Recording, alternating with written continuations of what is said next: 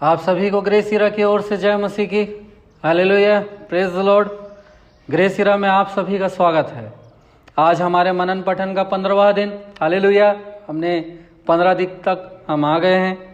कल हमने पुराने नियम के यहोशू की पुस्तक 19वां अध्याय से 24 अध्याय और न्यायों की पुस्तक 1 अध्याय से 9 अध्याय तक के भाग को देखा था, और नए नियम के कुरिन्थियों की पहली पुस्तक का अध्याय 16 और कुरिन्थियों की दूसरी पुस्तक का अध्याय 1 से अध्याय 9 तक के भाग को देखा था। आज इसी के आगे का भाग हम देखने जा रहे हैं। मैं जो भी बातें बोल रहा हूँ और जो भी प्रार्थना पत्र की मैं बात कर रहा हूँ, यदि आपके पास नहीं है तो उस ये सब चीज़ का लिखित प्रारूप हमारी वेबसाइट www.graceera.in में मौजूद है। लिंक डिस्क्रिप्शन में है, आप लिंक क्लिक करके हमारी वेबसाइट पर जा सकते हैं। आइए और अधिक समय नहीं गवाते, आगे बढ़ते हैं। आज हम पुराने नियम में से 2 पुस्तकों को और नए नियम में से 2 पुस्तकों को, यानी कि कुल 4 पुस्तकों को हम देखने जा रहे हैं। आज जो पुराने नियम में से हमको 2 पुस्तकें देखनी है, वो है पहली न्यायों की पुस्तक और दूसरी विलाप गीत की पुस्तक। न्यायों की पुस्तक का आज का जो मनन पठन का भाग है वो है 10 से 21 अध्याय तक, अध्याय 10 से अध्याय 21 तक। जब हम अध्याय 10 से अध्याय 16 तक पढ़ते हैं, उसमें इजरायलियों के न्यायों का जो हमने कल जो भाग छोड़ा था उसके आगे का भाग का वर्णन हम देखते हैं। अध्याय 17 से अध्याय 21 तक का जब हम देखते हैं तो थोड़ा सा दुखी हो जाने वाले विवरण इसमें हैं। विभिन्न घटनाओं के बारे में इसमें बताया गया है और इसी के साथ ये न्यायों की पुस्तक समाप्त हो जाती है। विलाप गीत की पुस्तक बाइबल की 25वीं पुस्तक है। विलाप गीत की पुस्तक 5 कविताओं का संग्रह है। ये कविताएं 586 ईस्वी पूर्व में यरूशलेम के विनाश और उसके परिणाम स्वरूप यरूशलेम के खंडहर में बदल जाने और उसके लोगों के बंधुआई में चले जाने पर विलाप करने के लिए लिखी गई थी। इस पुस्तक का अधिकांश भाग मातम मनाने वाले चरित्र का है, फिर भी कहीं कहीं परमेश्वर में भरोसा और भविष्य की आशा का संकेत भी पाया जाता है। हालेलुया। विलाप गीत जब हम पहला अध्याय पढ़ते हैं उसमें यरूशलेम के लिए दुख का विवरण हम पाते हैं। अध्याय 2 जब हम पढ़ते हैं उसमें यरूशलेम को दंड मिलने के विषय में हम विवरण पाते हैं। अध्याय 3 जब हम पढ़ते हैं उसमें दंड और आशा का वर्णन हम पाते हैं। अध्याय 4 जब हम पढ़ते हैं उसमें खंडहर हुआ यरूशलेम के विषय में हम चर्चा को देखते हैं। अध्याय 5 जब हम पढ़ते हैं उसमें दया के लिए प्रार्थना के साथ ये विलाप गीत की पुस्तक को ख़त्म किया गया है। इसी के साथ पुराने नियम का आज का भाग हमने ख़त्म कर दिया। आइए हम आगे के भाग को नए नियम के देखते हैं। हालेलुया। नए नियम में से आज जो 2 पुस्तकों को हमको पढ़ना है वो दूसरी कुरिन्थी की पत्री और फिलिपियों की पत्री हमको आज पढ़ना है। दूसरी कुरिन्थियों की पुस्तक में से आज जो बात को हमको पढ़ना है वो है अध्याय 10 से अध्याय 13। अध्याय 10 से अध्याय 13 तक जब हम पढ़ते हैं उसमें पौलुस द्वारा प्रेरित के रूप में अपने अधिकार का समर्थन के विषय में वो चर्चा करता है और उपसंहार के साथ इस पत्री को वो समाप्त करता है। फिलिपियों की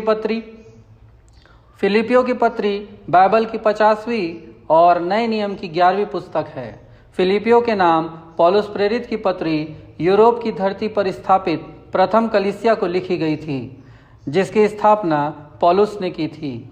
वह रोमी प्रांत मकिदुनिया में स्थित थी। यह पत्री उस समय लिखी गई थी जब प्रेरित जेल में था और जब वह अन्य मसीही कार्यकर्ताओं के द्वारा अपने विरोध के कारण परेशान और फिलिपी की कलीसिया में व्याप्त गलत शिक्षाओं से दुखी था। फिर भी यह पत्री एक आनंद और निश्चय को व्यक्त करती है जिसे केवल यीशु मसीह में पौलुस के गहरे विश्वास के द्वारा ही समझाया जा सकता है। यह पत्री लिखे जाने का तात्कालिक कारण था फिलिपियों के मसीहियों को उनके भेंट के लिए धन्यवाद देना तथा उन्हें आश्वासन देना कि वे सारी कठिनाइयों के बावजूद साहस और भरोसा रखें। फिलिपियों की पत्री अध्याय 1 जब हम पढ़ते हैं उसमें हम भूमिका और पौलुस के व्यक्तिगत परिस्थितियों के बारे में जानते हैं। अध्याय 2 जब हम पढ़ते हैं उसमें मसीह में जीवन, तीमुथियुस और इपफ्रदीतुस के लिए जो योजनाएं पौलुस ने बनाई थी उसके बारे में जिक्र हम पाते हैं। अध्याय 3 और अध्याय 4 का 1 से 9 पद तक जब हम पढ़ते हैं उसमें शत्रुओं और खतरों के विरुद्ध चेतावनी का वर्णन हम देखते हैं। अध्याय 4 का 10 से 23 जब हम पढ़ते हैं तो उसमें पौलुस और उसके फिलिपी मित्र का वर्णन हम देखते हैं। साथ ही साथ उपसंहार के साथ वह इस पत्री को समाप्त करता है। इसी के साथ हमने पठन के आज के भाग का छोटा सा विवरण देख लिया है। आइए हम प्रार्थना पत्र के अनुसार एक छोटी सी प्रार्थना करें। पवित्र जीवित सामर्थ्य अनुग्रहकारी परमेश्वर पिता, आपके चरणों के निकट आते हैं प्रभु जी। प्रार्थना करते हैं परमेश्वर, कलीसिया से लड़ाई झगड़े और मन मुटाव दूर हो जाए। अंदरिया रबर खत्तर योशंद तररु प्रभु, प्रार्थना करते हैं परमेश्वर, ये वाकई में बहुत ज़रूरी है प्रभु।